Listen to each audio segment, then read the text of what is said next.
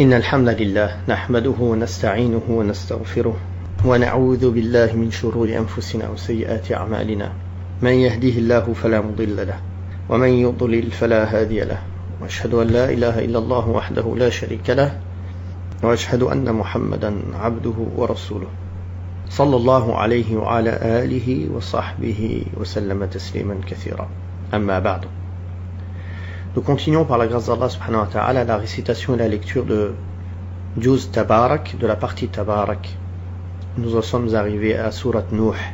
أعوذ بالله السميع العليم من الشيطان الرجيم بسم الله الرحمن الرحيم إنا أرسلنا نوحا إلى قومه أن أنذر قومك من قبل أن يأتيهم عذاب أليم قال يا قوم إني لكم نذير مبين أن اعبدوا الله واتقوه وأطيعون يغفر لكم من ذنوبكم ويؤخركم إلى أجل مسمى إن أجل الله إذا جاء لا يؤخر لو كنتم تعلمون قال رب إني دعوت قومي ليلا ونهارا فلم يزدهم دعائي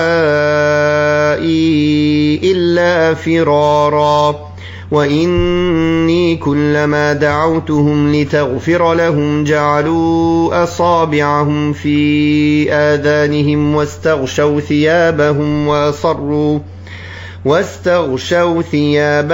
وأصروا واستكبروا استكبارا ثم إني دعوتهم جهارا ثم إني أعلنت لهم وأسررت لهم إسرارا فقلت استغفروا ربكم إنه كان غفارا يرسل السماء عليكم مدرارا ويمددكم بأموال وبنين ويجعل لكم جنات ويجعل لكم أنهارا ما لكم لا ترجون لله وقارا وقد خلقكم أطوارا ألم تروا كيف خلق الله 7 سماوات طباقا وجعل القمر فيهن نورا وجعل الشمس سراجا والله أنبتكم من الأرض نباتا ثم يعيدكم فيها ويخرجكم إخراجا والله جعل لكم الأرض بساطا لتسلكوا منها سبلا فجاجا قال نوح رب إنهم عصوني واتبعوا من لم يزده ماله وولده إلا خسارا ومكروا مكرا كبارا وقالوا لا تذرن آلهتكم ولا تذرن ودا ولا سواعا ولا يغوث ويعوق ونسرا وقد أضلوا كثيرا ولا تزد الظالمين إلا ضلالا مما خطيئاتهم أغرقوا فأدخلوا نارا فلم يجدوا لهم من دون الله أنصارا وقال نوح رب لا تذر على الأرض من الكافرين ديارا إنك إن تذرهم يضلوا عبادك ولا يلدوا إلا فاجرا كفارا رب اغفر لي ولوالدي ولمن دخل بيتي مؤمنا وللمؤمنين والمؤمنات ولا تزد الظالمين إلا تبارا. Donc sourate Nuh, qui est une sourate mécoise à 28 versets. Allah Tabarak wa Ta'ala raconte dans cette sourate une partie de la mission de Nuh alayhi salatu wassalam. Il commence en disant dans le sens de sa parole: en vérité, nous avons envoyé Nuh, Noé comme ils le traduisent, à son peuple, en lui disant: avertis ton peuple avant que ne leur vienne un châtiment douloureux. Cette sourate ne compte que le récit de Nuh alayhi salatu wassalam, en raison de la longue période qu'il passa parmi son peuple, 950 ans à les prêcher, 1000 ans moins 50 comme il est venu dans le Coran, pour les appeler à l'unicité, aussi du fait de la persévérance de Nuh alayhi salatu wassalam. Donc il les a appelés à vouer un culte exclusif à Allah tabaraka wa ta'ala et à abandonner l'associaterie et le polythéisme. Allah subhanahu wa ta'ala nous informe donc qu'il l'a envoyé à son peuple comme miséricorde pour eux et pour leur permettre de revenir sur leurs erreurs, de les mettre en garde contre le châtiment d'Allah tabaraka wa ta'ala au cas où ils persisteraient dans leur mécréance et dans leur rejet. Et en faisant cela, ils mériteraient la perte éternelle. Nuh alayhi salatu wassalam, qui fait partie d'un des 5 meilleurs prophètes et messagers qu'Allah tabaraka wa ta'ala a envoyés, exécuta l'ordre de son Seigneur en allant vers son peuple. Et en leur disant, comme Allah ta'ala dit dans le Coran, dans le sens, il leur dit, ô mon peuple, je vous apporte un message solennel, c'est-à-dire un message évident dans ses mises en garde, dans sa clarification de la voie du salut, qu'il a montré d'une manière et d'une façon claire et évidente. Il leur ordonna entre autres, adorez Allah, craignez-le et obéissez-lui. Ceci en attestant de son unicité et en lui réservant votre adoration, tout en vous détournant du polythéisme et des voies et des moyens qui mènent au polythéisme.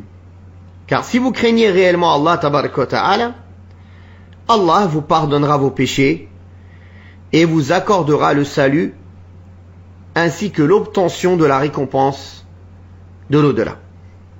Puis il a dit dans le sens, dans le 4e verset, afin qu'il vous pardonne certains de vos péchés et vous laisse subsister jusqu'à un terme fixé.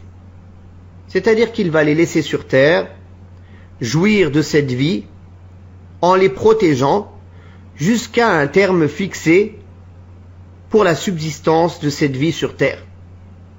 Car la jouissance sur cette terre ne peut être éternelle, puisque la mort est inévitable pour tous. C'est pour cela qu'il a dit, car lorsque ce terme échoua, il ne saurait être différé, puissiez-vous le comprendre. En niant l'existence d'Allah tabaraka wa ta'ala et en rejetant la vérité, ils refusent justement de comprendre qu'il y a ce terme qui va arriver et qu'après ce terme, ils vont se présenter devant Allah tabaraka wa ta'ala pour être jugés. Ils refusèrent donc de répondre à son appel et à son message. Ils refusèrent de se soumettre à ses ordres. Aussi, Nuh alayhi salatu wassalam se tourna-t-il vers son Seigneur en lui disant, Seigneur, j'ai appelé mon peuple, je les ai prêchés nuit et jour. Mais mes prédications n'ont fait qu'accroître leur répulsion. C'est-à-dire qu'ils se détournent de la vérité et ils refusent de l'accepter malgré tous mes efforts, malgré le fait que je les prêche nuit et jour. Mes prédications ne leur sont donc d'aucune utilité, car l'avantage des prédications est de voir ses buts et ses desseins s'accomplir, du moins une partie d'entre eux se concrétiser. Puis il a dit dans le verset 7, chaque fois que je les ai prêchés pour que tu leur pardonnes, c'est-à-dire à chaque fois, ils répondirent à mes prédications par le rejet. Et s'ils avaient répondu à mes prédications par l'acceptation, tu leur aurais pardonné. Et ceci aurait été dans leur propre intérêt. Mais ils ont refusé et ils ont persisté dans leur égarement et dans le rejet de la vérité. Donc, à chaque fois que je les appelle pour que tu leur pardonnes, ils ont mis leurs doigts dans leurs oreilles, ils se sont couverts par leurs vêtements, ils se sont enveloppés dans leurs manteaux et ils se sont enorgueillis et détournés. Ils ont persisté dans leur égarement et ils se sont enorgueillis d'un orgueil énorme en rejetant. Et le fait qu'ils se voilaient avec leur manteau pour éviter de voir ou d'entendre la vérité s'exprimer et montrer leur répulsion et leur rejet, aussi c'était un moyen de montrer leur orgueil extrême dans leur mécréance et leur entêtement qui dépassait toutes les limites. Puis Nuh alayhi salatu wassalam a dit, dans le sens, je les ai à nouveau prêchés publiquement, c'est-à-dire au su et au vu de tout le monde. Je me suis adressé à eux tantôt en haussant le ton, tantôt en les entretenant secrètement. C'est-à-dire que Nuh alayhi salatu wassalam, il a utilisé tous les moyens pendant 950 ans à essayer de les convaincre, en public, en secret, en faisant tous les moyens possibles, en privé, en haussant le ton, en baissant le ton, par tous les moyens qui étaient en sa possession. Et il dit dans le verset 10, « Je leur ai dit, implorez le pardon de votre Seigneur, c'est-à-dire en abandonnant vos péchés et en demandant à Allah tabaraka wa ta'ala de vous les pardonner, car il est plein de mansuétude. Il pardonne avec générosité à celui qui se repent et qui demande pardon pour ses péchés. » C'est ainsi que Nuh alayhi salatu wassalam essaya de les encourager à demander pardon à leur Seigneur avec ce que cela implique comme obtention de la rétribution et mise à l'abri du châtiment. Nuh alayhi salam leur rappela aussi les faveurs de ce bas monde pour celui qui demande pardon à Allah, qui se repent, qui demande pardon pour ses péchés, en disant dans le verset 11 et 12 et ce qui suit, « Il vous enverra du ciel des pluies abondantes. » C'est-à-dire qu'il fera pleuvoir sur vous des pluies salvatrices, qui remplissent les fleuves et les rivières, qui revivifient les terres et les hommes. Il accroîtra vos richesses et le nombre de vos enfants. C'est-à-dire qu'il les multipliera. Il multipliera vos richesses qui vous permettent d'obtenir tout ce que vous voulez dans ce bas monde, ainsi que des enfants. Il vous assignera des jardins et vous assignera des rivières, c'est-à-dire les plus beaux plaisirs et les plus belles jouissances de ce bas monde. Qu'avez-vous à ne pas espérer en la magnanimité du Seigneur, quand il ne craignait pas sa puissance et quand il ne l'estimait pas à sa juste mesure, subhanahu wa ta'ala, alors qu'il vous a créé par phases successives. Donc ça c'est le sens de la traduction du 13e et 14e verset. C'est-à-dire qu'Allah tabaraka wa ta'ala a créé cet être humain, création après création, dans le ventre de sa mère, puis lors de l'allaitement, puis durant la phase de l'enfance, puis de l'adolescence, puis de la jeunesse, avant d'atteindre la maturité de la création. Ainsi, celui qui s'est distingué par la création et la disposition des êtres doit obligatoirement se distinguer par le fait qu'on lui voue l'adoration exclusive à lui seul sans lui donner d'associé. Dans ce rappel du début de la création de l'être humain, il y a une indication sur le fait qu'Allah tabaraka wa ta'ala est capable de ressusciter et est capable de la résurrection subhanahu wa ta'ala. Car celui qui les a créés à partir du néant est capable de les recréer et de les ressusciter après leur mort. Il leur a démontré aussi sa puissance à travers la création des cieux, qui est encore plus importante que celle des hommes, en leur disant dans le sens de le verset 15, « N'avez-vous pas constaté comment il a créé 7 cieux superposés, c'est-à-dire les uns sur les autres, les uns au-dessus des autres. Comment il a placé la lune comme une clarté et le soleil comme un luminaire. Il y a là une indication quant à l'importance de la création de ces corps célestes et à leurs avantages qui prouvent la miséricorde d'Allah subhanahu wa ta'ala et sa grande bienfaisance envers les êtres humains. Par conséquent, Allah, le Tout-Puissant, le Miséricordieux, mérite d'être exalté, aimé, adoré, craint et espéré, subhanahu wa ta'ala. Puis dans le sens du verset 17, il dit: ne vous a-t-il pas fait croître de la terre comme des plantes lorsqu'il a créé votre père Adam alayhi salatu wassalam, alors que vous étiez dans ses reins? Nous savons qu'Allah a créé Adam alayhi salam de terre. Puis dans le verset 18, pour vous y faire retourner ensuite lors de la mort et vous en faire de nouveau surgir pour la résurrection et le rassemblement du jour du jugement dernier. C'est lui donc qui possède le pouvoir de la vie, de la mort et de la résurrection, subhanahu wa ta'ala. N'a-t-il pas établi pour vous la terre comme un tapis, dans le verset 19, c'est-à-dire qu'il a aplani la terre, qu'il a nivelé la terre, pour qu'elle soit à votre portée, afin de vous permettre d'y circuler par des voies spacieuses, dans le verset 20.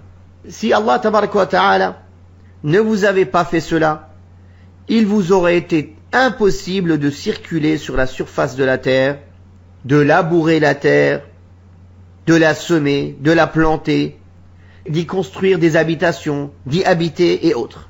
Puis dans le verset 21, Allah Ta'ala dit dans le sens, déçu de nouveau, Nuh dit, en se plaignant à son Seigneur de l'entêtement de son peuple et de son arrogance: Seigneur, ils ont encore rejeté mon appel dans ce que je leur prêchais, et ils ont préféré suivre ceux dont les richesses et la progéniture ne font qu'aggraver leur égarement. Ils ont désobéi au messager qu'Allah Ta'ala leur avait envoyé, qui venait pour leur apporter le bon conseil et leur montrer ce qui est bénéfique pour eux. Et ils ont délaissé le fait de suivre la vérité pour suivre qui? Les nobles et les dignitaires dont les biens et la progéniture n'ont fait qu'accentuer leur perte. Et ceci est en toute époque. Aujourd'hui, les gens ils préfèrent suivre les riches, les entre guillemets stars, les influenceurs et les influenceuses qui les mènent tous en enfer, au lieu de suivre le message du messager qu'il nous a laissé, alayhi salatu wassalam, qui est le Coran et la sunna du prophète, alayhi salatu wassalam. Et ceci se répète avec tous les messagers et en toute époque. Les messagers viennent avec un message qui appelle à l'unicité d'Allah, à son adoration, à son obéissance, aux vertus, à la moralité, à la pudeur, au fait de préserver les droits. Et les riches, les notables, les influenceurs, si on peut les appeler ainsi, de toute époque, c'est-à-dire les armées de Shaitan, les appellent vers l'enfer, en leur donnant de mauvaises habitudes, de mauvaises croyances, de mauvaises voies, de mauvais conseils, de mauvaises formations, à toute époque, mais selon des moyens différents. Avant, il n'y avait pas les réseaux sociaux, c'était avec la pression sociale, et après, avec les réseaux sociaux, c'est avec le nombre de suiveurs, c'est la même chose. Puis Allah tabaraka wa ta'ala a dit, dans le sens, dans le verset 22, ils ont eu recours à une exécrable perfidie, c'est-à-dire une grande perfidie dans l'entêtement et l'opposition à la vérité. Et on dit aux leurs, en les appelant à l'associaterie et au polythéisme, n'abandonnez jamais vos idoles. Ils les ont appelés au chauvinisme et à l'attachement à leur polythéisme, en n'abandonnant pas ce que suivaient leurs pères et leurs ancêtres, avant de mentionner le nom de leurs idoles, en disant n'abandonnez ni Wad, ni Suwa', ni Yarouth, ni Ya'ouq, ni Nasr. 5 noms, Wad, Suwa', Yarouth, Ya'ouq et Nasr, qui sont le nom de personnes pieuses qui existaient auparavant, parmi leur peuple. N'oubliez pas que le peuple de Nuh sont les descendants de Adam alayhi salatu wassalam. Au début, il n'y avait que des croyants parmi eux. Mais parmi les croyants monothéistes, certains d'entre eux ont commencé à faire des péchés, à se laisser aller, et d'autres ont été pieux, comme à toute époque. Parmi ces gens pieux, il y avait ces 5 noms, Wad, Suwa', Yarouth, Ya'ouq et Nasr, qui étaient des gens pieux. Quand ils sont morts, Shaitan, Satan, est venu suggérer à leurs concitoyens de dessiner leur image aux endroits où ils avaient l'habitude de s'asseoir, pour qu'à chaque fois qu'ils passent à côté de ces endroits-là, en voyant ces images-là, ils se rappellent d'eux, ils se rappellent de leur dévotion, ils se rappellent de leur piété, ça les encourage eux-mêmes à être pieux. Au début, ça a commencé comme ça, Satan ne vient pas tout de suite te dire « Viens, adore autre qu'Allah ». Il vient avec des arguments fallacieux, en te faisant croire que c'est du bien, par l'innovation, pas à pas, pour t'emmener à ta perte. Donc c'est ce qu'il a fait avec le peuple de Nuh, c'est-à-dire ceux qui étaient avant le peuple de Nuh, et le peuple de Nuh qui ont continué à suivre ce chemin. Donc après, une fois que cette première génération qui n'adorait pas ces saints et ces images sont morts, donc au début ils ont fait juste dessiner leur image, ils ne les adoraient pas. Ils se sont donnés comme argument, à chaque fois que l'on passe à côté de ces endroits-là, en voyant ces images, on va se rappeler d'eux, de leur adoration, de leur dévotion. Cela va nous rajouter de la ferveur. Et cela va nous rappeler d'adorer Allah mieux. Puis après, quand cette génération est morte, Shaitan est venu suggérer aux générations qui succédèrent que leurs prédécesseurs adoraient ces statues, ces images, qu'ils les invoquaient, qu'ils leur demandaient d'intercéder en leur faveur pour avoir la pluie ou pour certaines choses. Alors, ces générations qui succédèrent ont commencé à les adorer en dehors d'Allah et à leur demander l'intercession. Et voilà pourquoi les dignitaires du peuple de Nuh demandèrent à leurs subalternes de ne pas abandonner leurs idoles. Puis dans le verset 24, dans le sens, Nuh alayhi salam a dit « Alors qu'ils ont déjà égaré un grand nombre d'hommes », c'est-à-dire ces dignitaires et ces chefs qui ont égaré par leurs mensonges, par leurs prétentions, beaucoup de personnes. Seigneur, fais en sorte que les injustes s'enfoncent davantage dans leur égarement. C'est-à-dire que si leur égarement devant mes prêches est justifié, ils ne font que s'enfoncer dans l'égarement par les allégations de leurs dignitaires et chefs. Aussi, il ne reste aucune chance de les voir revenir à de meilleurs sentiments et se réformer. C'est pour cela qu'Allah, subhanahu wa ta'ala, mentionna leur châtiment et leur punition terrestre, ainsi que dans l'au-delà en disant, dans le verset 25, et c'est ainsi que, en punition de leurs péchés, ils furent engloutis par le déluge qui les submergea, ensuite jetés en enfer. Leurs corps furent emportés par le déluge, et leurs âmes ont été vouées à l'enfer et au feu éternel. Tout cela, en raison de leurs péchés, contre lesquels leurs prophètes les mettaient en garde, en leur rappelant leurs conséquences, mais malheureusement, ils rejetèrent ce qu'ils leur prêchaient jusqu'à ce que le châtiment s'abatte sur eux, sans avoir pu bénéficier d'aucun secours en dehors d'Allah, comme Allah Ta'ala a dit dans le sens du verset. C'est-à-dire que personne n'a pu leur apporter assistance lorsqu'ils subirent ce châtiment, car personne ne peut s'opposer à la décision et au décret divin, ainsi qu'à sa prédestination. Puis dans le verset 26, Nuh dit dans le sens Seigneur, ajouta Nuh, ne laisse subsister aucun mécréant sur la terre, pour qu'il ne puisse pas se pavaner sur terre. Et il mentionna la raison de sa demande, en disant, sans quoi ils égareraient tes serviteurs et n'engendreraient que des libertins grands mécréants. C'est-à-dire que leur présence sur terre est un malheur absolu. Un malheur pour eux et un malheur pour autrui. Si Nuh alayhi salatu wassalam a dit cela, c'est parce qu'après les avoir longtemps fréquentés et prêchés, 950 ans en train de les prêcher, et après avoir observé leur obstination et leur comportement, il en a tiré des conséquences de leurs actes. Allah subhanahu wa ta'ala a donc exaucé son invocation et il les a tous noyés dans le déluge, tout en sauvant Nuh alayhi salam ainsi que ses adeptes croyants. Puis il finit la sourate par le verset 28 dans le sens Seigneur, accorde-moi ton pardon, ainsi qu'à mes pères et mères, et à toute personne ayant la foi qui pénètre dans ma demeure.